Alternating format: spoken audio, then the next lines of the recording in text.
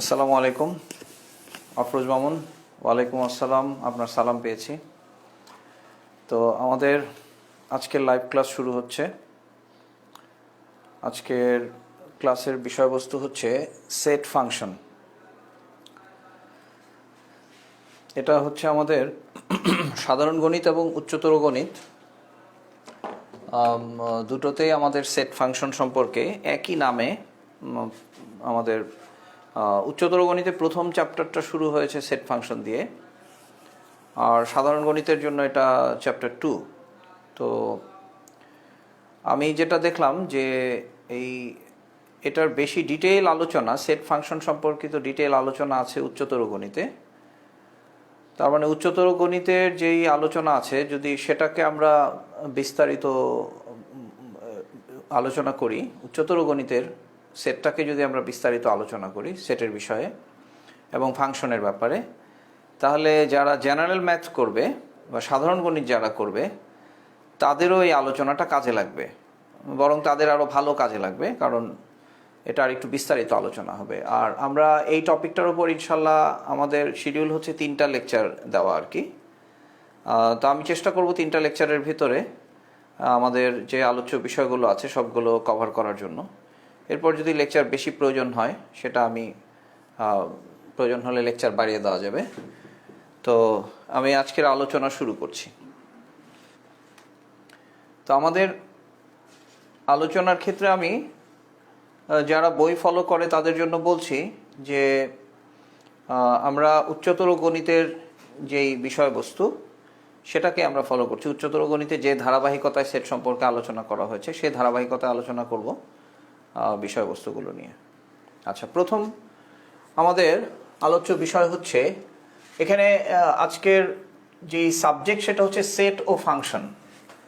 তো ফাংশনের আলোচনাটা আমাদের পরে আসবে, ফাংশন সম্পর্কিত আলোচনা যেটা সেটের সাথে রিলেটেড একটা জিনিস। ফাংশন সম্পর্কে কিছু ধারণা অষ্টম শ্রেণীতে সম্ভবত দেওয়া হয়।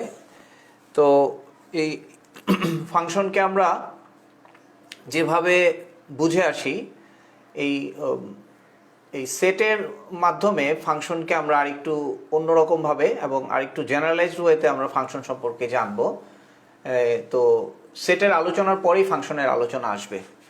তো আমি প্রথম সেট কাকে বলে এই বিষয়টা নিয়ে আলোচনা করতে চাই। সেট শব্দটার সাথে আমরা কম বেশি সবাই পরিচিত।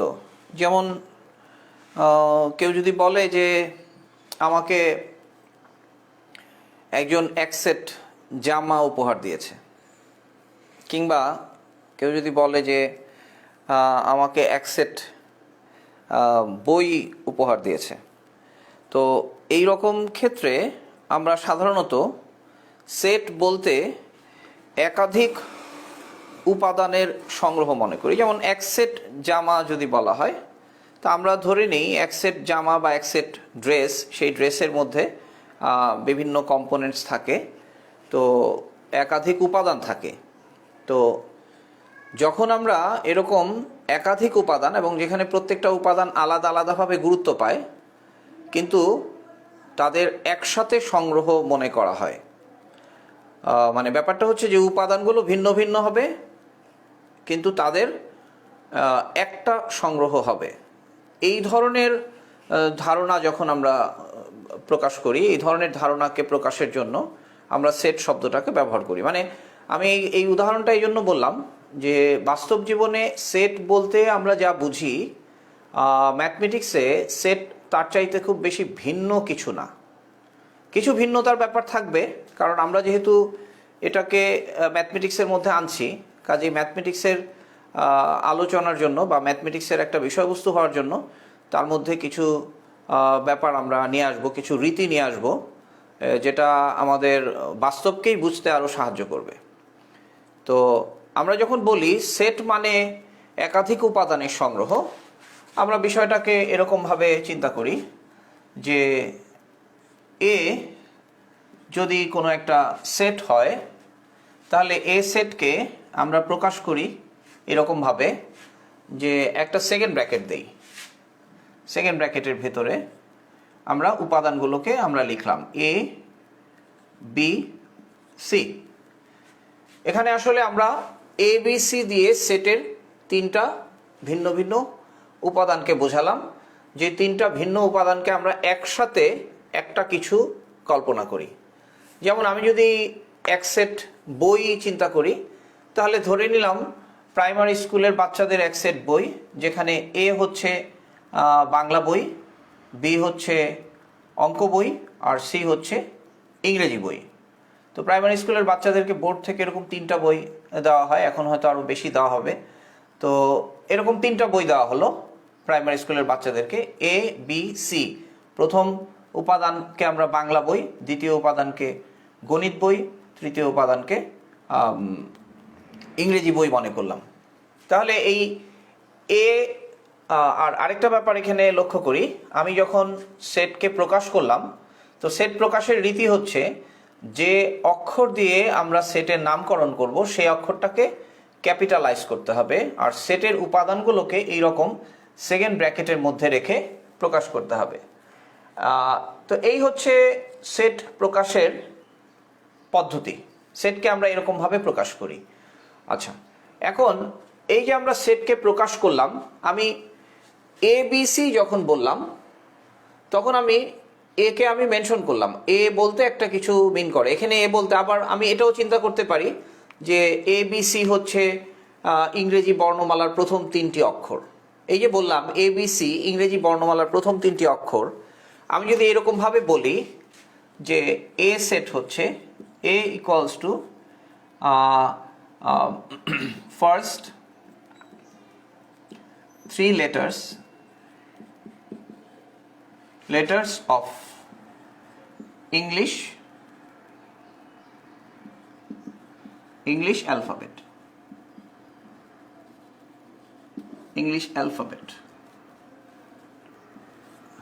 that is আমি এখানে এ সেটকে ডেসক্রাইব করলাম এরকম ভাবে যে এ হচ্ছে এ বি সি। এটা দেখলে আমরা বুঝতে পারি যে এ সেট হচ্ছে, এ সেটের উপাদানগুলো হচ্ছে এ বি সি।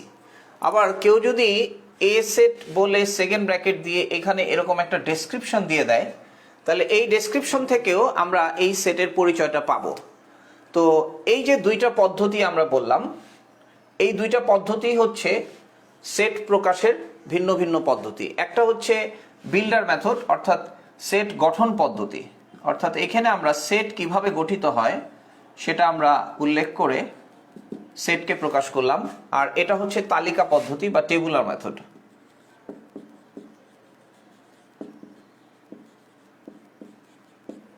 এটা হচ্ছে তালিকা পদ্ধতি, অর্থাৎ সেটকে আমরা তালিকা পদ্ধতিতেও প্রকাশ করতে পারি, সেটকে আমরা গঠন পদ্ধতিতেও প্রকাশ করতে পারি। আচ্ছা, লক্ষ্য করি যদি আমরা কেন এই 2টা পদ্ধতিতে আমরা সেটকে প্রকাশ করব, এটা যদি শিক্ষার্থীরা একটু চিন্তা করে তাহলে বুঝতে পারবে। যেমন যদি বলা হয় যে মানে ইংরেজি বর্ণমালার প্রথম 3টা অক্ষরকে প্রকাশ করার জন্য আমরা একটা সেটকে যদি ব্যবহার করি, তাহলে কোন পদ্ধতিতে আমরা এফিশিয়েন্টলি এই সেটটাকে বর্ণনা করতে পারবো? ডেফিনেটলি সবাই বলবে যে এটাই হচ্ছে সবচেয়ে এফিশিয়েন্ট মেথড। আমি যদি এইভাবে বলি তাহলে আমাকে কম লিখতে হবে, কম কথা বলতে হবে। কিন্তু যদি আমি এভাবে লিখি তাহলে এই যে আমি first 3 letters of English alphabet, এখানে যে কতগুলো লেটার আমরা ব্যবহার করলাম, যেমন FIRST, এখানেই আমরা মোর দেন 3 letters ব্যবহার করে ফেলছি। তার মানে আমি যখন এটাকে ডেসক্রাইব করলাম তখন আমাকে বেশি কথা বলতে হলো, কিন্তু যখন আমি তালিকায় এটাকে লিখে দিলাম তখন আমাকে কম কথা বলতে হলো এবং আমার প্রেজেন্টেশনটা আরও সিম্পল হলো। কিন্তু যদি আমাকে বলা হয় যে যে এরকম আমি বললাম এ একটা সেট, তারপর এই এ সেটকে আমি লিখলাম এরকম ভাবে 3 7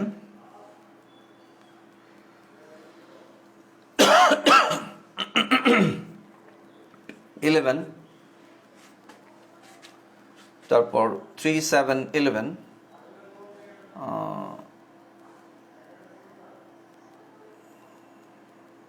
3 7 11, 11 না, আমি বললাম 3 7, আমি লিখছি 3 7।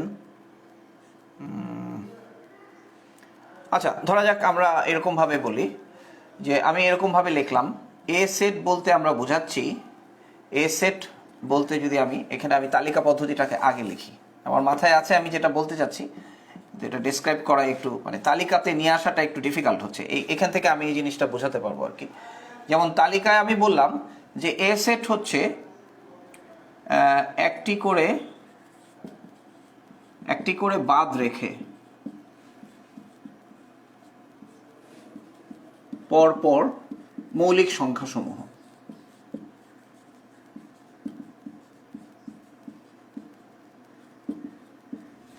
তাহলে একটি করে বাদ রেখে পরপর মৌলিক সংখ্যাসমূহ, এটা হচ্ছে এ সেটের বর্ণনা। এখন যদি আমাকে বলে যে এই সেটটাকে আমি তালিকা পদ্ধতিতে প্রকাশ করব, সো আমি আমার প্রথম মৌলিক সংখ্যা আমি জানি 2, আমি 2কে বাদ রাখলাম, আমি 3 লিখলাম। তারপরের মৌলিক সংখ্যা হচ্ছে 5, তো 5কে আমরা বাদ রাখলাম, 7 লিখলাম। তারপরের মৌলিক সংখ্যা হচ্ছে আমাদের 11কে বাদ রেখে আমরা 13 লিখলাম। তারপরের আমাদের মৌলিক সংখ্যা হচ্ছে 13, 14, 15, 16, 17কে বাদ রেখে আমরা 19 লিখলাম। এভাবে করে যদি আমি এই পুরো সেটটাকে তালিকা পদ্ধতিতে লিখতে চাই, তাহলে সবগুলোকে প্রকাশ করতে গেলে হয় আমাকে এখানে একটা ডট ডট ডট দিতে হবে, কিন্তু এই ডট ডট ডট দিয়ে কিন্তু আমি ডেসক্রাইব করতে পারছি না যে আসলে আমি কি মিন করছি।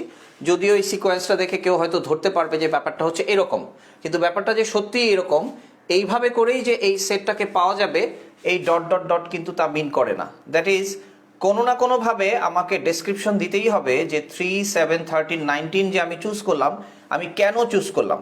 তাহলে যদি আমি এই সেটটাকে সম্পূর্ণভাবে বর্ণনা করতে চাই, তাহলে এটা হচ্ছে আমাদের মেথড। অর্থাৎ আমি এই সেটটাকে এই গঠন পদ্ধতি উল্লেখ করে যদি আমি ডেসক্রাইব করি, তাহলে এটা হবে বেস্ট মেথড। তাহলে আমি যেটা বললাম যে সেটকে প্রকাশ করার জন্য আমরা 2টা পদ্ধতি ব্যবহার করতে পারি, একটা হচ্ছে তালিকা পদ্ধতি, আরেকটা হচ্ছে গঠন পদ্ধতি। আমরা এক এক সময় এক একটা পদ্ধতিকে ব্যবহার করি। যদি সেটকে প্রকাশ করার জন্য আমি তালিকা পদ্ধতি গ্রহণটা সুবিধাজনক মনে হয়, তখন আমরা তালিকা পদ্ধতিতে সেটকে প্রকাশ করি। আর যদি গঠন পদ্ধতি ব্যবহার করা সুবিধাজনক বা সংক্ষিপ্তভাবে যদি গঠন পদ্ধতিতে আমি সেটকে বর্ণনা করতে পারি, তখন আমরা সেট গঠন পদ্ধতিতে সেটকে ব্যবহার করতে পারি। তো এই সেট গঠন পদ্ধতিতে এখানে আমি এইভাবে করে তো বললাম, এখানে একটু নিয়ম আছে। সেই নিয়মটা এরকমভাবে বলতে হবে যে a ইকুয়ালস টু এমন সব উপাদান x যেন x এলিমেন্ট অফ a এবং x এলিমেন্ট অফ, আমরা যদি ধরি যে মৌলিক সংখ্যার সেট হচ্ছে p prime number, x element of p এবং একটি করে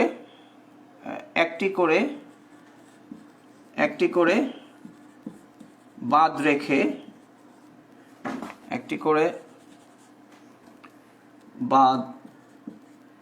রেখে সংখ্যাসমূহের সংগ্রহ।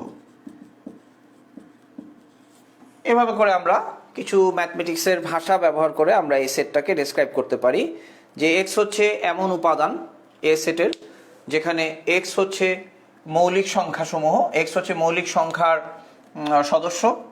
এই যে আমরা সিম্বল, এই সিম্বলটার নাম হচ্ছে এপসিলন, এবং এপসিলন দিয়ে আমরা সদস্য বুঝাই। x এলিমেন্ট বা উপাদান, আমরা যখন বলি x, এটাকে আমরা পড়ি এলিমেন্ট অফ p। x হচ্ছে p সেটের সদস্য যেন, এবং একটি করে বাদ রেখে সংখ্যাসমূহের সংগ্রহ। এটা হচ্ছে বিল্ডার মেথড, অর্থাৎ যে মেথডে এই সংগ্রহগুলো আসবে সেই মেথডটাকে আমরা ডেসক্রাইব করলাম। তো এই হচ্ছে আমাদের সেটকে বর্ণনা করার পদ্ধতি।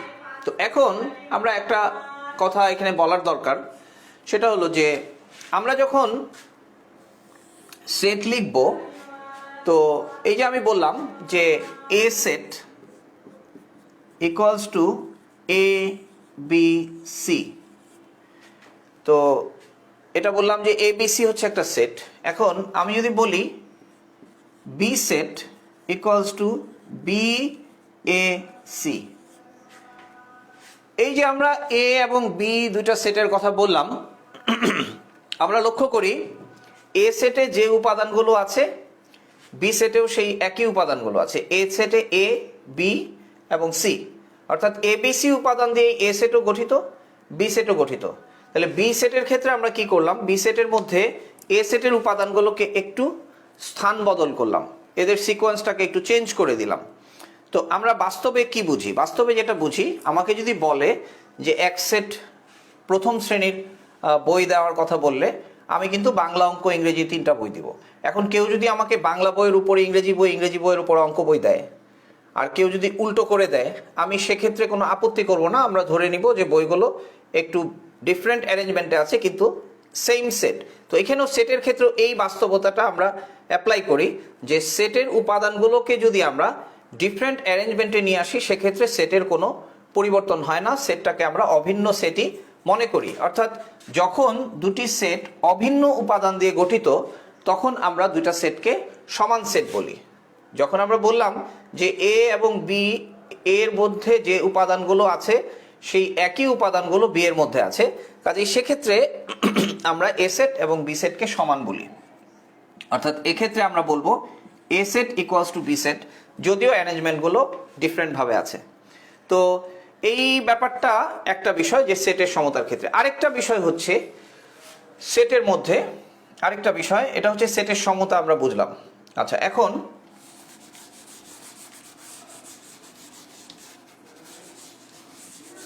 যেটা বলছিলাম যে সেটের ধারণা ম্যাথমেটিক্সে এবং আমাদের বাস্তব জগতে একই রকম মোটামুটি। তো যেখানে একটু ভিন্নতার প্রসঙ্গ আসতে পারে সেই বিষয়টা নিয়ে আমি এখন একটু কথা বলবো। যেমন উপাদানের পুনরাবৃত্তি। উপাদানের পুনরাবৃত্তি সেটের ক্ষেত্রে ম্যাথমেটিক্সে আমরা যখন সেট বলি তখন ম্যাথমেটিক্সে যখন আমরা সেটের কথা বলি তখন সেটের মধ্যে আমরা উপাদানের পুনরাবৃত্তি ঘটাই না। যেমন তাহলে ব্যাপারটা এরকম যে কেউ যদি আমাকে এক বক্স পেন্সিল দেয়, যেমন আমি বললাম এক বক্স পেন্সিল, এক বক্স পেন্সিল।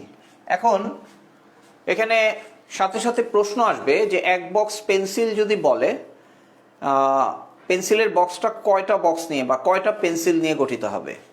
তাহলে পেন্সিলের বক্সের বাইরে লেখা থাকে 12 পিসেস, এরকমভাবে লেখা থাকে। অর্থাৎ এক বক্স পেন্সিলে 12টা পেন্সিল আছে। তো ন্যাচারালি আমরা কি করি, পেন্সিল বক্সটা নিয়ে পেন্সিল বক্সটাকে খুলে দেখি। খুলে দেখে আমরা কাউন্ট করি 1 2 3 4 এরকমভাবে আমরা কাউন্ট করি বা আমরা দেখি যে সেখানে সত্যি সত্যি 12টা পেন্সিল আছে কিনা। তার মানে যখন আমরা বললাম যে এক বক্স পেন্সিল, সেখানে পেন্সিলগুলো কিন্তু একই রকম হতে পারে বা পুনরাবৃত্ত হতে পারে। মানে আমাদের রিয়েলিটিতে পেন্সিলগুলো একই রকম বা পুনরাবৃত্ত হতে পারে। কিন্তু লক্ষ্য করো, যখন আমরা বললাম যে এক বক্স পেন্সিল, তো সেই পেন্সিলকে যদি আমরা বলি পি সেট, তাহলে সেই বক্সে 12টা পেন্সিল থাকতে হবে। তো যখন আমরা কাউন্ট করব তখন কিন্তু কোনো পেন্সিলকে আমরা দুইবার কাউন্ট করব না। যদিও পেন্সিলগুলো সব ভিন্ন ভিন্ন, সবগুলো পেন্সিল যেহেতু একই রকম, তা সত্ত্বেও আমরা প্রত্যেকটা পেন্সিলকে এরকমভাবে কাউন্ট করে 1 2 3 4 ডট ডট ডট এরকম 12টা নাম্বার প্রত্যেকটা পেন্সিলের জন্য আমরা অ্যাপ্লাই করব। যার কারণে আমরা যদিও এক বক্স পেন্সিলে উপাদানের পুনরাবৃত্তি আছে বলবো, কিন্তু সেটাকে যদি আমরা সেটের ধারণায় নিয়ে আসি তখন প্রত্যেকটা পেন্সিলকে আমরা আলাদা আলাদা করে ভিন্ন ভিন্ন উপাদান হিসাবে একটা সেটের আইডিয়াতে নিয়ে আসতে পারবো এবং তখন আমরা এদেরকে কাউন্ট করব। অর্থাৎ যখন আমি পেন্সিলগুলোকে কাউন্ট করতেছি, আমি কখনোই একটা পেন্সিলকে দুইবার কাউন্ট করব না। এগুলো যদি আমাদের প্রত্যেকটা পেন্সিল হয়, তাহলে প্রত্যেকটা পেন্সিলের জন্য আমরা এক একটা নাম্বারকে ইন্ডিকেট করে আমরা 1 থেকে 12 পর্যন্ত সংখ্যা দিয়ে সেই পেন্সিলগুলোকে প্রকাশ করব। কিংবা আমরা এরকম কোনো সিম্বল দিয়ে প্রকাশ করতে পারি, P1 P2 P3 এরকমভাবে ডট ডট P12। তার মানে হচ্ছে যে রিয়েল লাইফে যখন উপাদানের পুনরাবৃত্তিও ঘটবে, সেক্ষেত্রে যদি সেটাকে আমরা সেটের আইডিয়ার মধ্যে নিয়ে আসি, তখন সেই প্রত্যেকটা উপাদানকে আলাদা আলাদা এলিমেন্ট কাউন্ট করে আমরা সেটাকে সেটের ধারণার মধ্যে নিয়ে এসে সেটাকে নিয়ে আমরা কাজ করতে পারবো। তো এই হচ্ছে মোটামুটি সেটের সংজ্ঞা। সেট বলতে আমরা কি বুঝি? অর্থাৎ সেট হচ্ছে, আমি আবারও একটু সংক্ষিপ্ত করে বলছি, সেট হচ্ছে উপাদানের পুনরাবৃত্তি ঘটে না এই রকম বিবেচনা করে একই রকম কিছু উপাদানের সংগ্রহ। এটাকে আমরা সেটের সংজ্ঞা বলতে পারি। কেউ চাইলে এই সংজ্ঞাটা লিখতে পারে। আর আমাদের বইতেও যে সংজ্ঞা দেওয়া আছে, আমি দেখি বইতে সংজ্ঞাটা কি আছে। যেমন বলছে যে বাস্তব জগৎ বা চিন্তা জগতে বস্তুর কোনো সুনির্ধারিত সংগ্রহকে সেট বলা হয়। এটাও আসলে এটাও একটা ভালো ডেফিনেশনই আমরা বলবো। সুনির্ধারিত সংগ্রহ, এই যে সুনির্ধারিত কথাটা বলা হচ্ছে, এই সুনির্ধারণটা হচ্ছে যে আমি যখন সেটের ধারণা করব তখন আমাকে আগে ভাবতে হবে যে সেটটা কোন জগৎ থেকে আসতেছে। অর্থাৎ এখানে যখন আমি বললাম এবিসি, আমি বলেছিলাম যে এই এবিসি হচ্ছে সেই সেই আমার আলোচনায় ছিল এবিসি হচ্ছে প্রথম তিনটি বর্ণমালার প্রথম, ইংরেজি বর্ণমালার প্রথম তিনটি অক্ষর, এটাকে আমরা বললাম এবিসি। অথবা আমি এরকম চিন্তা করলাম যে এবিসি দ্বারা আমি অন্য কিছুও মিন করতে পারি। আমি এরকম বলতে পারি যে এবিসি, হ্যাঁ আমার মনে পড়ছে যে আমি প্রাইমারি স্কুলের 3টা বইয়ের কথা বলেছিলাম, যে এ হচ্ছে বাংলা বই, বি হচ্ছে অঙ্ক বই, সি হচ্ছে ইংরেজি বই। অর্থাৎ এই এবিসি হচ্ছে 3টা ভিন্ন ভিন্ন উপাদানকে রিপ্রেজেন্ট করতেছে। তার মানে আমরা সেটের উপাদান দিয়ে বা সেটের সংগ্রহ দিয়ে কি ধরনের উপাদানকে প্রকাশ করতেছি সেটা আমাদের মাথায় থাকবে, সেটা আমাদের একটা চিন্তার মধ্যে সুনির্দিষ্টভাবে থাকবে। তারপরে সেই সুনির্দিষ্ট চিন্তায় সেটের মধ্যে আমরা যে উপাদানগুলোকে চিন্তা করব, সেই উপাদানগুলোকে এইরকমভাবে লিখে লিখে আমরা সেটকে প্রকাশ করব। সো আমরা সেট সম্পর্কে যেটা বুঝলাম সেটা হচ্ছে বাস্তব জগতের সুনির্ধারিত বা সুনির্দিষ্ট উপাদান সমূহকে একত্রিতভাবে প্রকাশ করার যে ধারণা, সেই ধারণাকে আমরা সেট বলতে পারি। অর্থাৎ সেটের মধ্যে একাধিক উপাদান থাকতে পারে। এখন প্রশ্ন হচ্ছে যে এই যে আমরা বললাম সেটের মধ্যে একাধিক উপাদান থাকতে পারে, তাহলে এই একাধিক উপাদান থাকতে পারে কথাটা বললাম, কিন্তু থাকবেই কথাটা আমরা বলি নাই। একটা হচ্ছে একাধিক উপাদানের সংগ্রহ, সেটের মধ্যে একাধিক উপাদান থাকতে পারে, এক বা একাধিক উপাদান থাকতে পারে, কিন্তু উপাদান থাকবে না। যেমন কোনো একটা সেট যদি এরকম হয় এ ইকুয়ালস টু এরকম সেকেন্ড ব্র্যাকেট দিয়ে আমি এর মধ্যে কিছু লিখলাম না, যদি কিছু উপাদানের কথা আমি চিন্তা করলাম কিন্তু আমার চিন্তায় আমি এখনো কোনো উপাদানের কথা ভাবতে পারতেছি না। যেমন যদি বলা হয়, যেমন এটা আমি বলি যে আমাকে যদি বলা হয় যে এমন সংখ্যা, এমন একটি সংখ্যা, এমন একটি সংখ্যা যা 5 থেকে বড় 3 থেকে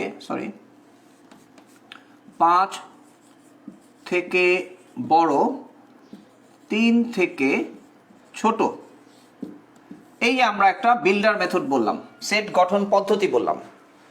এমন একটি সংখ্যা যা 5 থেকে বড় 3 থেকে ছোট, বা একটি না বলে আমি বললাম এমন 5টি সংখ্যা, এমন ওই যে আমি বলছিলাম যে একাধিক উপাদান, এমন 5টি সংখ্যা, এমন 5টি সংখ্যা যা 5 থেকে বড় 3 থেকে ছোট। কেউ কি বলতে পারবে এমন 5টি সংখ্যার কথা? যদি বলা হয় 5 থেকে বড় এবং 3 থেকে ছোট এরকম 5টি সংখ্যা বলো, তাহলে আমাদের কি করতে হবে? আমরা চিন্তা করব, ভাববো, মাথা চুলকাবো। বিশেষ করে আমাদের স্টুডেন্টদের ক্ষেত্রে এরকম ঘটনা হয় অনেক সময় যে শিক্ষকরা একটা প্রশ্ন করে, এখন স্টুডেন্টরা চিন্তা করে যে আমার স্যার যেহেতু জিজ্ঞেস করছে কাজে এরকম একটা কিছু তো মনে হয় আছে। তো স্টুডেন্ট মাথা চুলকাতে চুলকাতে ভাবতে থাকবে যে 5 থেকে বড় 3 থেকে ছোট এরকম সংখ্যা। মানে ব্যাপারটা হচ্ছে তার চট করে বলে ফেলা উচিত স্যার এমন কোনো সংখ্যা হয় না, কিন্তু যেহেতু আমার শিক্ষক জিজ্ঞাসা করলো কাজেই এমন কোনো সংখ্যা কি আছে, এই যে আমি অনেকক্ষণ ধরে ভাবলাম, ভেবে আমি কিছুই পেলাম না, তার মানে হচ্ছে যে এই ভাবনাটা বা এই চিন্তাটার কিন্তু একটা বাস্তবতা আছে। আর সে কারণেই এইভাবে করে আমরা একটা সেটকে তখন প্রকাশ করব। আমরা বলবো আমার এই ভাবনা, যেমন আমি এরকম সেকেন্ড ব্র্যাকেট দিয়ে আমি আমার ভাবনার জগৎটাকে প্রকাশ করলাম। আমি যে ভাবলাম সেই ভাবনাটাকে এভাবে সেকেন্ড ব্র্যাকেট দিয়ে প্রকাশ করলাম যে আমি উপাদানগুলোকে খুঁজে বের করবো। কাজে খুঁজে বের করলে আমার তাকে একটা জায়গা দিতে হবে, কাজে আমি সেকেন্ড ব্র্যাকেটটা দিলাম। এরপর আমি খুঁজতে শুরু করলাম 5 থেকে বড় 3 থেকে ছোট, না এরকম কোনো সংখ্যা তো থাকতে পারে না। কাজে যেহেতু খুঁজে আমি কিছু পেলাম না, তখন আমি এই জায়গায় কোনো উপাদান লিখতে পারলাম না। এই যে সেটটা তৈরি হলো, এই সেটটাকে বলে ফাঁকা সেট, ফাঁকা সেট বা এমটি সেট। এমটি সেট বা এটাকে অনেক সময় নাল সেটও বলা হয়, নাল সেট। তো এই ফাঁকা সেট, এমটি সেট বা নাল সেট অর্থাৎ যে সেটে কোনো উপাদান নেই। তো এই হচ্ছে আমাদের ফাঁকা সেটের ধারণা। যেমন সংখ্যার জগতে যেরকম শূন্যের ধারণা আছে, আমরা এটা বলতে পারি ফাঁকা সেট, এবং এটাকে প্রকাশ করার জন্য আরেকটা সিম্বল ব্যবহার করা হয়। এই সিম্বলটা, এটাকে অনেকে ফাই বলে ফেলে, এই সিম্বলটা আসলে ফাই না, এই সিম্বলটা হচ্ছে আসলে নরওয়েজিয়ান অ্যালফাবেটের একটা অক্ষর, বা এটা ড্যানিশ অ্যালফাবেটের একটা অক্ষর। এই অক্ষরটাকে ওরা ও এর মতো করে উচ্চারণ করে। আমি কালকে একটু চেষ্টা করছিলাম অক্ষরটাকে উচ্চারণ করতে, খুব ডিফিকাল্ট ভাবে তারা উচ্চারণ করে, উচ্চারণ করা খুব কঠিন। সম্ভবত সে কারণে আমাদের বই পুস্তকে এই অক্ষরটার নাম বলা হয় নাই। এই অক্ষরটাকে আমরা ছোটবেলায় কেউ কেউ কারো কাছে শুনে আসছিলাম যে এটার নাম হচ্ছে ওরি, কিন্তু আসলে এটা ওরি না, এটা ও টাইপেরই একটা উচ্চারণ। তো এটা হচ্ছে ফাঁকা সেটের সিম্বল, এটা দিয়ে আমরা ফাঁকা সেটকে প্রকাশ করি। এবং এটা জেনে থাকা দরকার, এটা কিন্তু গ্রিক বর্ণ ফাই না। গ্রিক বর্ণ একটা আছে ফাই, যেটাকে আমরা এভাবে করে লিখি, এরকম ফাই একটু এভাবে করে এই গোলটা একটু চ্যাপ্টা করে দিতে হয়, এভাবে একটু টান দিতে হয়। কিন্তু এটা হচ্ছে ওরি, এটা হচ্ছে ওরি, ওরিও না, এটা হচ্ছে ও বা ও, যেটা হচ্ছে গ্রিক বর্ণমালা বা নরওয়েজিয়ান বর্ণমালার একটা অক্ষর। তো এই অক্ষর দিয়ে আমরা ফাঁকা সেটকে প্রকাশ করি। তা আমি আসলে জানি না যে কেন পার্টিকুলারলি এই বর্ণটাকে ব্যবহার করা হয়েছে। তো যাই হোক, তো এটা হচ্ছে ফাঁকা সেটের একটা ধারণা। ফাঁকা সেটকে আগে এরকম শুধু শূন্য দিয়ে প্রকাশ করা হতো, শুধু শূন্য দিয়ে প্রকাশ করা হতো। আর সেকেন্ড ব্র্যাকেটও একটা প্রকাশ, যে সেকেন্ড ব্র্যাকেটের ভিতরে কোনো উপাদান নাই, কিন্তু শুধু শূন্য দিয়ে প্রকাশ করলে এটা ম্যাথমেটিক্সের শূন্য বা ও এর সাথে কোইনসাইড করে যায়। এই জন্য আইডিয়াটাকে একটু ডিফারেন্ট করার জন্য এরকমভাবে ফাঁকা সেট। এবং আমার মনে হয় যে আমরা একটু চিন্তা করতে পারি যে এই দাগটা দিয়ে আমরা শূন্য বুঝাচ্ছি, দাগটা দিয়ে বুঝাচ্ছি এর ভিতরে কিছু নাই, অর্থাৎ কোনো উপাদান নাই। আমরা যদি সার্কেলটাকে মনে করি এটা হচ্ছে সেটের ধারণা, ক্রস দিয়ে দিয়ে বুঝালাম যে এর মধ্যে কিছু নাই, এটা আমরা যে যার মতো করে ভেবে নিতে পারি, কোনো সমস্যা নেই। কিন্তু এটা হচ্ছে আমাদের ফাঁকা সেট প্রকাশের একটা পদ্ধতি আর কি। তো এই হচ্ছে আমাদের সেট সম্পর্কিত ধারণা। তো এখন আমরা সেট সম্পর্কিত আরও কিছু ডেফিনেশনে যাব। তো শিক্ষার্থীরা সেটের আরও উদাহরণ নিয়ে নিজে নিজে মনে মনে ভাবতে পারে, বইতে বেশ কিছু উদাহরণ দেওয়া আছে, তা আমি সেগুলোতে আলোচনা করলাম না, আমার মনে যা আসলো সেগুলো বললাম। আচ্ছা, পরবর্তী টপিক হচ্ছে সার্বিক সেট। সার্বিক সেট ব্যাপারটা কি, এটা যদি আমরা সার্বিক শব্দটার দিকে লক্ষ্য করি তাহলেই আমরা কিছুটা ধারণা করতে পারবো। অর্থাৎ সেট নিয়ে যখন চিন্তা করব তখন আমরা সেটের জগৎ নিয়ে চিন্তা করব। সেটের জগৎ বা এটাকে আমরা বলতে পারি সেটের ফিল্ড। এইখানে জগৎ বলতে আমি ফিল্ড বললাম, মানে আমি কোন ফিল্ড নিয়ে চিন্তা করতেছি। যেমন আমার ফিল্ডটা নাম্বার ফিল্ড হতে পারে, নাম্বার ফিল্ড হতে পারে। আমার ফিল্ডটা যেমন, মানে এটা হচ্ছে সংখ্যার জগৎ, নাম্বার ফিল্ড। তো এই নাম্বার ফিল্ডে আবার অনেক ধরনের নাম্বার আছে। যেমন আমি যদি বলি আমি যে নাম্বারগুলো নিয়ে চিন্তা করব, যেমন আমাকে যদি বলা হয় নাম্বার ফিল্ডের মধ্যে সব জোড় সংখ্যা, ইভেন নাম্বারস।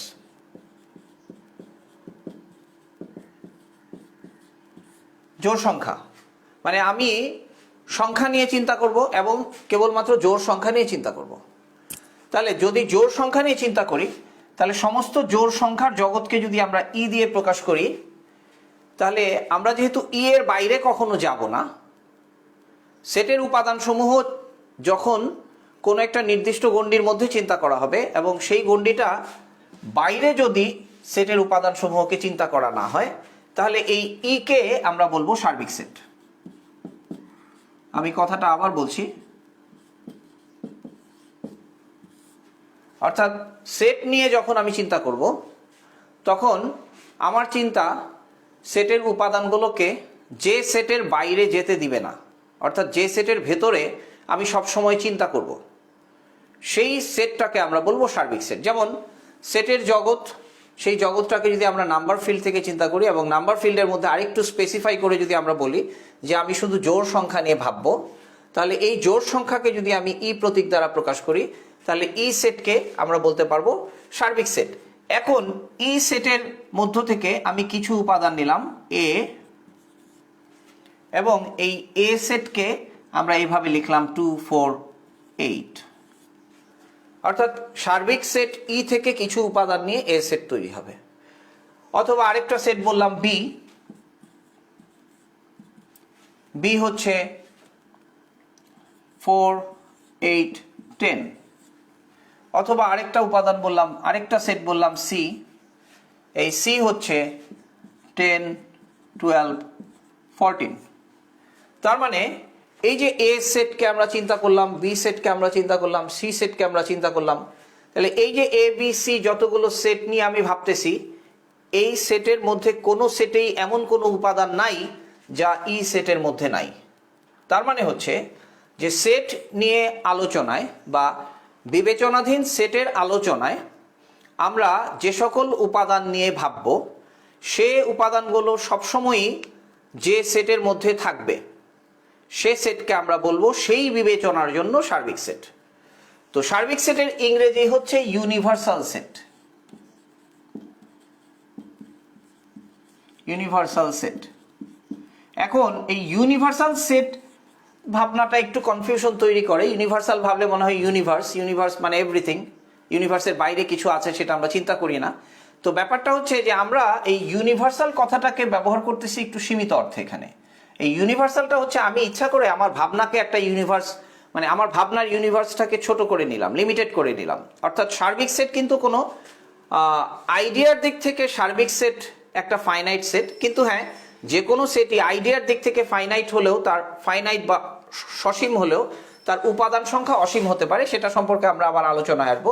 তাহলে সার্বিক সেট হচ্ছে একটা সেট, যে সেটে সেটের বিবেচনা যখন আমরা করব, সেই বিবেচনায় আমরা যে উপাদানগুলোকে নিয়ে সেটকে গঠন করব, সেই উপাদানগুলোর কোনোটা যে সেটের বাইরে যাবে না, যে সেটের অন্তর্ভুক্ত করা যাবে, সে সেটকে আমরা বলি সার্বিক সেট। তো যেহেতু সার্বিক সেটকে আমরা ইংরেজিতে ইউনিভার্সাল সেট বলি, তাই সার্বিক সেটকে প্রকাশ করার জন্য আমাদের এইরকম ভাবে একটা অক্ষর ইউ ব্যবহার করা হয়। অর্থাৎ আমি যদি বলি ইউ, সে আমি ইউকে ডিফাইন করলাম এরকম ভাবে, U equals to 1, 2, 3 dot dot dot 100 পর্যন্ত। আমাদের প্রাইমারি স্কুলে এখন ক্লাস 1-এর বাচ্চাদেরকে যতটুকু গণিত শেখানো হয়, সেখানে এরকম একটা লিমিটেশন দেওয়া হয়। সেটা হচ্ছে যে ওদের সংখ্যার জগৎ হবে 50 পর্যন্ত। এটা হচ্ছে আমাদের প্রাইমারি স্কুলের ক্লাস 1-এর কারিকুলাম। যদিও আমাদের এখন অনেক স্কুলগুলোতে কেউ কেউ পারলে ওদেরকে 50 নামতা পর্যন্ত শিখিয়ে ফেলে, 1000 লাখ পর্যন্ত সংখ্যা শেখায়। কিন্তু এখানে ধারণাটা হচ্ছে যে একটা ছোট বাচ্চা চতুর্থ মানে 4-5 বছর বয়সের বা 6-7 বছর বয়সের একটা বাচ্চা, তার কাছে আসলে 50-এর চেয়ে বেশি সংখ্যা আসলে মিনিংলেস। 50-এর চেয়ে বেশি সংখ্যাকে সে সেন্স করতে পারে না। তো এরকমভাবে একটা আইডিয়া করে চিন্তা করা হয়েছে যে ক্লাস 1-এর বাচ্চাদেরকে যখন অঙ্ক শেখানো হবে, তো সে সকল অঙ্কের যোগফল বিয়োগফল যেন 50-এর বেশি না হয়, এরকমভাবে তাদেরকে অঙ্ক শেখানো হবে, যাতে তারা অঙ্কগুলো অনুভব করে শিখতে পারে।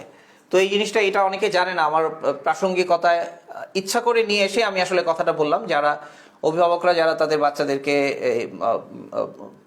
5-6 বছরের বাচ্চাদেরকে যারা অঙ্ক শেখাচ্ছেন, তারা বিষয়টা খেয়াল করবেন যে আপনার বাচ্চা আসলে যখন লিখতেছে 67, এই 67 এই সংখ্যাটাকে সে ফিল করতে পারে কিনা। অর্থাৎ সংখ্যার ধারণা যখন তাদেরকে দেওয়া হবে, তখন যদি তারা সংখ্যার পরিমাণকে ফিল না করে শুধুমাত্র সংখ্যাটাকে বলে, এটা আসলে তাদের জন্য ভালো হয় না। অর্থাৎ চিন্তায় এমন কোনো কিছু কখনোই চিন্তার জন্য ভালো না যেটা চিন্তা আসলে সেন্স করতে পারে না। চিন্তা দিয়ে যেটা আমরা বুঝতে পারি না, সেটা চিন্তার মধ্যে আসলে সেটা চিন্তাকে ডিস্টার্ব করে, চিন্তা গঠনকে ডিস্টার্ব করে। তো যাই হোক, আমি এখন বললাম যেমন এই যে ইউনিভার্সাল সেট বলে আমি 1 থেকে 50 পর্যন্ত সংখ্যাগুলো দিলাম। তো আমরা এটা বলতে পারি যে এই সেটটা হচ্ছে একটা 5-6 বছর বয়সের বাচ্চা যত পরিমাণ সংখ্যাকে একটু কষ্ট করে হলেও সেন্স করতে পারবে, সেই সংখ্যার জগৎ। তাহলে এটা হচ্ছে ইউনিভার্সাল সেট। এখন তাকে যদি আমি বলি যে তুমি আমাকে কয়েকটা সংখ্যা লিখে দাও, তাহলে সে 2, 4, 7 লিখলো, এটা একটা সেট। A equals two 2, 4, 7 লিখলো। আরেকজন লিখলো B ইকুয়ালস টু 3, 9, 15। আরেকজন লিখলো C ইকুয়ালস টু 1, 14, 51। এখন কেউ যদি 51 লিখে, তার মানে সেই ইউনিভার্সের বাইরে চলে গেছে। অর্থাৎ 3 = 1 14 51 যদি কেউ লিখে তাহলে আমরা বলবো যে সে ইউনিভার্সাল সেটের বাইরে চলে গেছে, অর্থাৎ সে 51 লিখবে না, সে 50 পর্যন্ত লিখবে। তার মানে হচ্ছে যে এই যে ইউনিভার্সাল সেট, এই ইউনিভার্সাল সেট হচ্ছে আসলে একটা ডিফাইন্ড ইউনিভার্সের মতো, যে ইউনিভার্সের একটা বাউন্ডারি থাকে এবং যেই বাউন্ডারির মধ্যে উপাদানগুলোর উপর একটা সুনির্দিষ্টতা আরোপ করা হয়, এবং এই ইউনিভার্সাল সেট থেকে আরও যে সেটগুলোকে আমরা গঠন করব সেই সেটগুলো সবগুলো এই ইউনিভার্সাল সেটের ভিতরে থাকবে। তো এই ইউনিভার্সাল সেটের যে আলোচনা, সেই আলোচনার প্রাসঙ্গিকতায় আমরা সেট সম্পর্কে আরেকটা নতুন ধারণা এখন চিন্তা করব। সেটা হচ্ছে, আমি এই দিকটা মুছে ফেলি।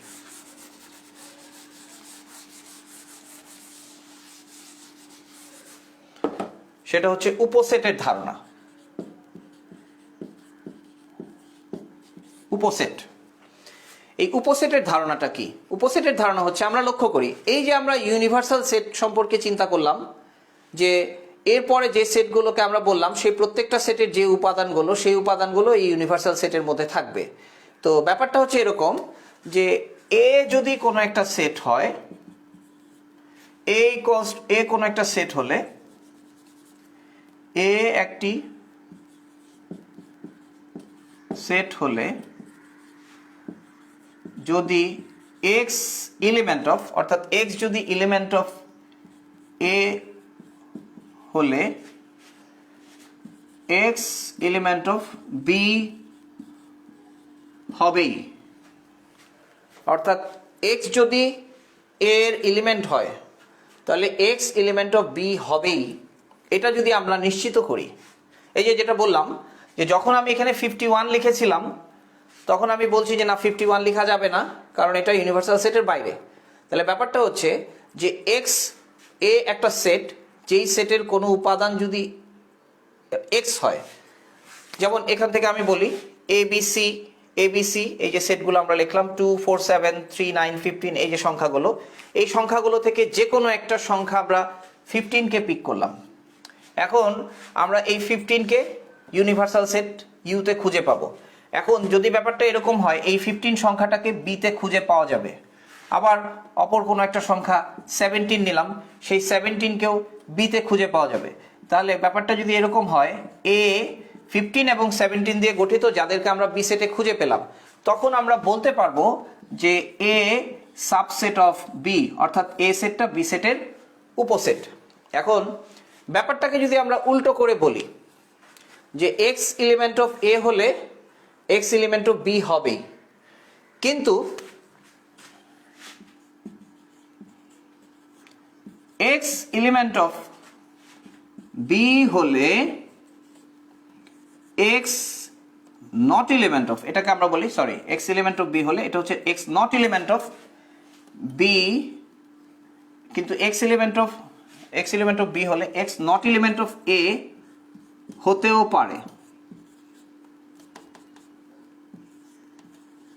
পারে, ব্যাপারটা যদি এরকম হয় তাহলে আমরা এ সেটকে বি সেটের উপসেট বলবো, আর এক্স এলিমেন্ট অফ এ হলে যদি এক্স এলিমেন্ট অফ বি হলে যদি এক্স এলিমেন্ট অফ এ হতেও পারে, ব্যাপারটা এরকম হয়। হতেও পারে মানে হচ্ছে নাও হতে পারে। তাহলে নাও হতে পারে অপশনটা যদি আমাদের থাকে, তাহলে আমরা এ সেটকে বলি প্রকৃত উপসেট। এই উপসেটটা প্রকৃত উপসেট হবে যদি এ এর যে কোনো উপাদান বিতে থাকে কিন্তু বি এর যে কোনো উপাদান এতে নাও থাকতে পারে। ব্যাপারটা যদি এরকম হয় তাহলে সেটাকে আমরা প্রকৃত উপসেট বলি। এবং লক্ষ্য করি এই ব্যাপারটা এরকম হবে যে এ সেটের উপাদান বি সেটের উপাদানের চেয়ে বড় হবে। আমরা ব্যাপারটাকে এরকম চিন্তা করতে পারি, এ গ্রেটার দেন বি হবে। এই গ্রেটার দেন সংখ্যার ক্ষেত্রে গ্রেটার দেন না, আমি বোঝাতে চাচ্ছি যে এ সেটের উপাদানগুলোর চাইতে বেশি উপাদান বি সেটে থাকবে। এটা হচ্ছে প্রকৃত উপসেটের ধারণা। আচ্ছা, এখন অর্থাৎ এক্স এলিমেন্ট অফ বি হলে এক্স নট এলিমেন্ট অফ এ হওয়ার অপশন যদি থাকে, অর্থাৎ x element A not element যদি না হয়। এখন যদি ব্যাপারটা এরকম হয়, যদি এক্স এলিমেন্ট অফ বি হলে এক্স এলিমেন্ট অফ এ হলে হবে, যদি এই শর্তটা আসে যে এ সেটের কোনো উপাদান বি সেটে থাকবে, আবার বি সেটেরও কোনো উপাদান, যে কোনো উপাদান এ সেটে থাকবে, ব্যাপারটা যদি এরকম হয় তাহলে ওই যে আমরা বলছিলাম প্রথম হচ্ছে যে এ সেট বি সেটের উপসেট হবে যদি আমি শুধু এ সেটের দিকে লক্ষ্য করে বি সেটের সাথে উপাদানগুলো আছে কিনা সেটা দেখি। কিন্তু যদি আবার বি সেট থেকে উপাদান নিয়ে নিয়ে এ সেটকে চেক করতে গিয়ে দেখি যে বি সেটেরও সবগুলো উপাদান এ সেটে থাকে, তখন আমরা এ এবং বি কে ইকুয়াল সেট বলবো। এ ইকুয়ালস টু বি, অর্থাৎ দুইটা সেট তখন সমান সেট হয়। তার মানে কোনো সেট যদি কোনো সেটের উপসেট হয় তাহলে সেই উপসেটটা সেই সেটের সমান সেটও হতে পারে, আবার সমান সেট নাও হতে পারে। তো আমরা এ কারণে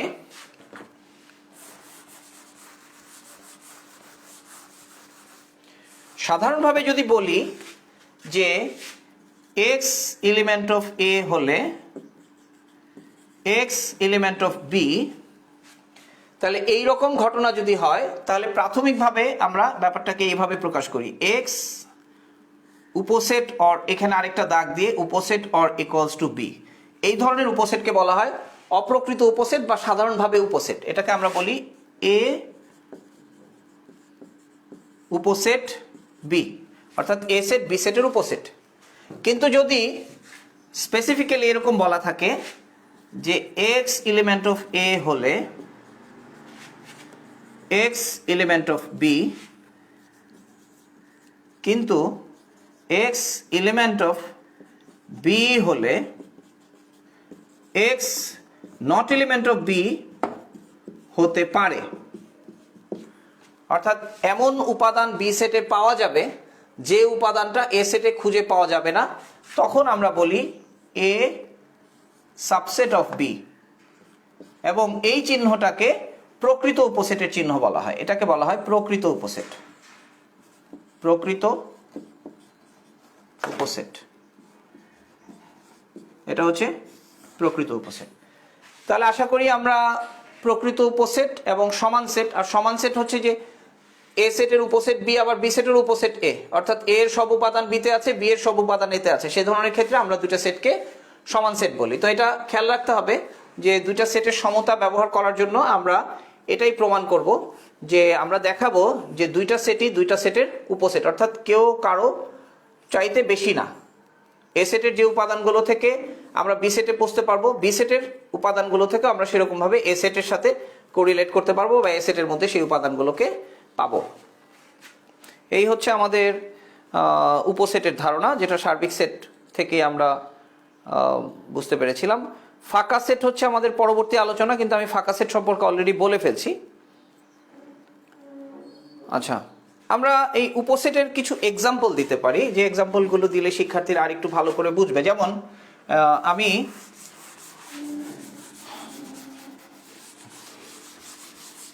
এটা আমার একটা পছন্দের উদাহরণ সেটের উপসেট বোঝানোর জন্য, তো এই জন্য এই উদাহরণটা নিয়ে আমি একটু কথা বলবো আজকে। যে আমরা সবাই জানি যে এটা হচ্ছে একটা চতুর্ভুজ, এ বি সি ডি হচ্ছে একটা চতুর্ভুজ। যেই চতুর্ভুজের বাহুগুলোর উপর আমি কোনো কন্ডিশন দেই নাই, যে কোনো রকম চারটা বাহু দিয়ে একটা চতুর্ভুজ তৈরি হলো, তাহলে এটা হচ্ছে চতুর্ভুজ। অর্থাৎ আমি এখানে সেটের জগৎকে সীমিত করলাম, তাহলে এই চতুর্ভুজ হচ্ছে আমার ইউনিভার্সাল সেট। চতুর্ভুজ হচ্ছে আমার ইউনিভার্সাল সেট। তাহলে এরপর আমি এটার উপর স্পেসিফিকেশন দেওয়া শুরু করলাম।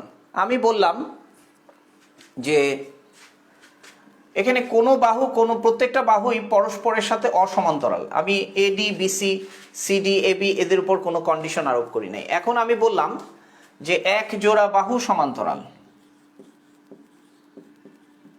এক জোড়া বাহু সমান্তরাল।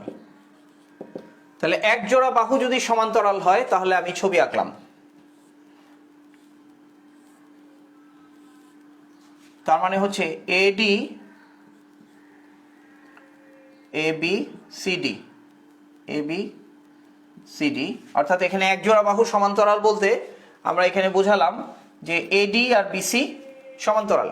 আমরা জানি এই ধরনের চতুর্ভুজকে আমরা বলি ট্রাপিজিয়াম। তাহলে লক্ষ্য করি এবিসিডি চতুর্ভুজকে যদি আমরা ইউ দ্বারা প্রকাশ করি, অর্থাৎ এরকম চতুর্ভুজ আমরা অগণিত আঁকতে পারবো এবং এদেরকে আমরা ইউনিভার্সাল সেটের উপাদান বললাম। আর এক জোড়া বাহু সমান্তরাল করে যে চতুর্ভুজগুলো আঁকবো সেগুলোর নাম দেব ট্রাপিজিয়াম। তাহলে এই ট্রাপিজিয়ামের যে সেট সেটাকে যদি আমরা টি দ্বারা প্রকাশ করি টি, তাহলে টি কে আমরা সাবসেট অফ ইউ অর্থাৎ এই ইউনিভার্সাল সেটের একটা উপসেট বলবো। আচ্ছা, এবং এই ট্রাপিজিয়াম যখন আমি বলছি, লক্ষ্য করি এই ট্রাপিজিয়াম হয়ে যাবে ইউ এর প্রকৃত উপসেট, অর্থাৎ সকল ট্রাপিজিয়ামই চতুর্ভুজ কিন্তু সকল চতুর্ভুজ ট্রাপিজিয়াম নয়। তাহলে উপসেটের ক্ষেত্রে প্রকৃত উপসেটের যে ধারণাটা সেই ধারণাটা আমরা এখানে পেলাম যে এ সেটের সকল উপাদান বি সেটে থাকবে কিন্তু বি সেটের সকল উপাদান এ সেটে নাও থাকতে পারে। তাহলে এই প্রকৃত উপসেটের এক্সাম্পল হিসাবে আমরা এটাকে ব্যবহার করতে পারি, যেমন সকল ট্রাপিজিয়ামই চতুর্ভুজ কিন্তু সকল চতুর্ভুজ ট্রাপিজিয়াম নয়। কাজেই সকল ট্রাপিজিয়ামের সেট চতুর্ভুজ সেটের একটি প্রকৃত উপসেট। এরপরে আমরা আরেকটা কন্ডিশন আরোপ করি, দুই জোড়া বাহু সমান্তরাল।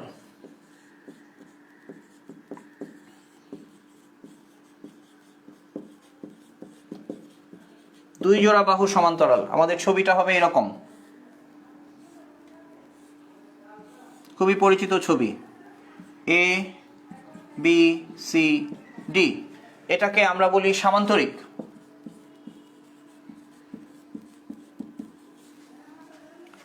সামান্তরিক, তো সামান্তরিককে আমরা প্যারালালোগ্রাম বলি ইংরেজিতে, এটাকে আমরা পি দ্বারা প্রকাশ করলাম। এখন লক্ষ্য করি পি যদি সামান্তরিক হয় তাহলে একটা সামান্তরিকের দুই জোড়া বাহু সমান্তরাল আর একটা ট্রাপিজিয়ামের এক জোড়া বাহু সমান্তরাল। আচ্ছা, শিক্ষার্থীরা এটা নিয়ে চিন্তা করে দেখতে পারে আমরা কোনটাকে কোনটার উপসেট বলবো। ট্রাপিজিয়াম হচ্ছে এক জোড়া বাহু সমান্তরাল, কিন্তু ট্রাপিজিয়ামের ক্ষেত্রে এই কথাটা বলা নাই যে ট্রাপিজিয়ামের দুই জোড়া বাহু সমান্তরাল হতে পারবে না। মানে হচ্ছে দুই জোড়া বাহু যে সমান্তরাল সে হচ্ছে বিশেষ ধরনের ট্রাপিজিয়াম। তাহলে আমরা বলবো পি সাবসেট অফ টি, অর্থাৎ সকল সামান্তরিককে আমরা ট্রাপিজিয়াম বলতে পারবো কিন্তু সকল ট্রাপিজিয়ামকে আমরা সামান্তরিক বলতে পারবো না। এবং আমরা জানি যে ট্রাপিজিয়ামের ক্ষেত্রফলের ফর্মুলা হচ্ছে a equals to half a plus B into H. আমরা এই সেম ক্ষেত্রফলের ফর্মুলা সামান্তরিকের ক্ষেত্রেও ব্যবহার করতে পারি। সামান্তরিকের উচ্চতা যদি এইচ হয়, আমরা যদি এই বাহুকে এ আর এই বাহুকে বি বলি, যদিও বাহু দুইটা সমান কিন্তু আমরা এ বি বলতেই পারি, কোনো সমস্যা নাই। তাহলে এই ফর্মুলা অনুসারে ট্রাপিজিয়ামের ক্ষেত্রফলের অনুসারে আমরা সামান্তরিকের ক্ষেত্রফলের ফর্মুলা পেয়ে যাই, যেখানে এ এবং বি দুটোই সমান, তার মানে এ প্লাস এ ইন্টু এইচ, তার মানে 2a into H, that is A H. আমরা জানি সামান্তরিকের ক্ষেত্রফলের ফর্মুলা হচ্ছে এ এইচ। অর্থাৎ যদি আমরা ট্রাপিজিয়ামের ক্ষেত্রফলের ফর্মুলা জানি তাহলে সামান্তরিকের ক্ষেত্রফলের ফর্মুলা ট্রাপিজিয়ামের ক্ষেত্রফলের ফর্মুলা দিয়ে ব্যবহার করতে পারবো। তার মানে এই ট্রাপিজিয়াম হচ্ছে বিশেষ ধরনের, ট্রাপিজিয়াম হচ্ছে সামান্তরিকের আরো জেনারেল কেস, অর্থাৎ সামান্তরিক হচ্ছে একটা বিশেষ ধরনের ট্রাপিজিয়াম। এরপর আমরা আসি যে এই যে বাহু সমান্তরালের ব্যাপারটা শেষ হলো। এরপরে আমরা যদি বলি যে দুই জোড়া বাহু সমান্তরাল, এরপর দুই জোড়া বাহুকে সমান্তরাল রেখে, এই দুই জোড়া বাহুকে সমান্তরাল কন্ডিশনে রেখে এটার সাথে আমরা কন্ডিশন যোগ করতেছি, প্লাস এটার উপর আরো কন্ডিশন অ্যাপ্লাই করতেছি। একটি কোণ সমকোণ, একটি কোণ সমকোণ। যখনই আমরা একটা কোণকে সমকোণ বলি, লক্ষ্য করি এই বাহুগুলোর এই কোণটা আর এই কোণটা সমান হয়। আমি যদি এটাকে টেনে এখানে নিয়ে আসি, এই বাহুটাকে যদি সোজা করি, তাহলে ন্যাচারালি এই বাহুটা এভাবে সোজা হয়ে যাবে, অর্থাৎ আমরা একটা আয়তক্ষেত্র পাবো। একটা চতুর্ভুজ, তার দুই জোড়া বাহু সমান্তরাল এবং একটি কোণ সমকোণ। তাহলে এই যে আরো কন্ডিশন আরোপ করলাম, এটা হচ্ছে আয়তক্ষেত্র। আয়তক্ষেত্র, আয়তক্ষেত্র। তাহলে আয়তক্ষেত্রকে আমরা রেক্টেঙ্গেল আর দ্বারা প্রকাশ করলাম। তাহলে আর ইজ সাবসেট অফ পি, অর্থাৎ সকল আয়তক্ষেত্রই সামান্তরিক কিন্তু সকল সামান্তরিক আয়তক্ষেত্র নয়। সকল আয়তক্ষেত্র সামান্তরিক কিন্তু সকল সামান্তরিক আয়তক্ষেত্র নয়। অর্থাৎ সকল রেক্টেঙ্গেল হচ্ছে প্যারালালোগ্রামের সাবসেট এবং এটা হচ্ছে প্রকৃত সাবসেট, প্রকৃত উপসেট। এই হচ্ছে প্রকৃত উপসেটের ধারণা। এরপর আমরা আরেকটা ক্যাটাগরি, এর উপর আরেকটা কন্ডিশন প্লাস করি, আরেকটা কন্ডিশন যোগ করি, এই কন্ডিশনটাকে রেখে আরেকটা কন্ডিশন যোগ করি যে একটি কোণ সমকোণ। এরপরে আমরা বললাম সবগুলো বাহু সমান,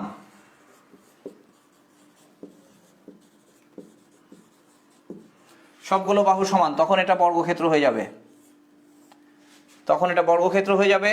তাহলে বর্গক্ষেত্র হলে এটাকে আমরা স্কয়ার দিয়ে প্রকাশ করি, তাহলে square is subset of rectangle, অর্থাৎ সকল বর্গক্ষেত্র একটি আয়তক্ষেত্র, কিন্তু সকল আয়তক্ষেত্র বর্গক্ষেত্র নয়। আমি একটা কেস একটু বাদ দিয়ে ফেলছি, সরি, সেটা ছিল রম্বস। রম্বস বলে আরেকটা জিনিস আছে, সেটা হচ্ছে যে দুই জোড়া বাহু সমান্তরালের ক্ষেত্রে আমরা যদি বলি দুই জোড়া বাহু সমান্তরাল রেখে যদি বাহুগুলোকে সমান করে ফেলি, অর্থাৎ এটার উপর আরেকটা কন্ডিশন, বাহুগুলো সমান, বাহুগুলো সমান, সেটার ছবিটা হবে এরকম। এটা হচ্ছে একটা রম্বস, অর্থাৎ সকল রম্বসই সামান্তরিক, কিন্তু সকল সামান্তরিক রম্বস নয়। আচ্ছা, এই রম্বস এবং বর্গক্ষেত্রের মধ্যে আবার আমরা চিন্তা করতে পারি যে বাহুগুলো সমান, যে চতুর্ভুজের বাহুগুলো সমান তাকে আমরা রম্বস বলি, কিন্তু এই সমান বাহুগুলোর ক্ষেত্রে যদি এই কোণটা সমকোণ হয় তাহলে সেটা হয়ে যায় বর্গক্ষেত্র। কাজেই আমরা কিন্তু সকল বর্গক্ষেত্রকে রম্বস বলতে পারবো, অর্থাৎ আমরা এরকম বলবো যে বর্গক্ষেত্র, বর্গক্ষেত্র সাবসেট অফ রম্বস, বর্গক্ষেত্র সাবসেট রম্বস, অর্থাৎ বর্গক্ষেত্র রম্বসের সাবসেট, কিন্তু রম্বস বর্গক্ষেত্রের সাবসেট এটা আমরা বলতে পারবো না, কারণ বর্গক্ষেত্রের উপর এক্সট্রা কন্ডিশন আছে যে তার সবগুলো বাহু সমান এবং সবগুলো কোণ 90 ডিগ্রি, একটা 90 ডিগ্রি হলে সবগুলো ন্যাচারালি 90 ডিগ্রি হয়ে যায়। তাহলে বর্গক্ষেত্রগুলো সবগুলোই রম্বস, কিন্তু সবগুলো রম্বস বর্গক্ষেত্র নয়। তাহলে এই উদাহরণটা দিয়ে যদি আমরা উপসেট এবং প্রকৃত উপসেটকে বোঝার চেষ্টা করি, আশা করি শিক্ষার্থীরা এই এই এই এই ব্যাপারে আরেকটু স্পষ্ট ধারণা লাভ করবে। তো এই হচ্ছে মোটামুটি আমাদের উপসেট সম্পর্কিত ধারণা। আচ্ছা, আজকের আলোচনা আমি সমাপ্তির দিকে নিয়ে আসব। সেটের সমতা, সেটের উপসেট, ফাঁকা সেট, প্রকৃত উপসেট আর অপ্রকৃত উপসেট বা সমান সেট, এই বিষয়গুলো সবগুলোই আলোচনা করা হলো। আগামী ক্লাসে আমরা সেট সম্পর্কিত আরও আলোচনায় আসব, সেখানে সেটের অন্তর, পূরক সেট এবং সেগুলো নিয়ে কথা বলা হবে। তো হয়তো যে আলোচনা আজকে করা হলো এগুলো সবগুলোই বেশিরভাগ শিক্ষার্থীরা এই বিষয়গুলো তাদের কাছে খুব সহজই মনে হওয়ার কথা। তো সহজ হলেও এই সহজ কথার ভিতরে আমি আরও কিছু চিন্তা বা ধারণা নিয়ে আসার চেষ্টা করলাম। তো আশা করি শিক্ষার্থীরা এগুলো নিয়ে ভাববে এবং সেট সম্পর্কে তাদের ধারণাকে আরও সুস্পষ্ট করার চেষ্টা করবে। তো ইনশাল্লাহ আগামী ক্লাসে আমরা আরও পরবর্তী বিষয়গুলো নিয়ে কথা বলবো। তো আজকের লেকচারের এখানে সমাপ্তি টানছি। আল্লাহ হাফিজ।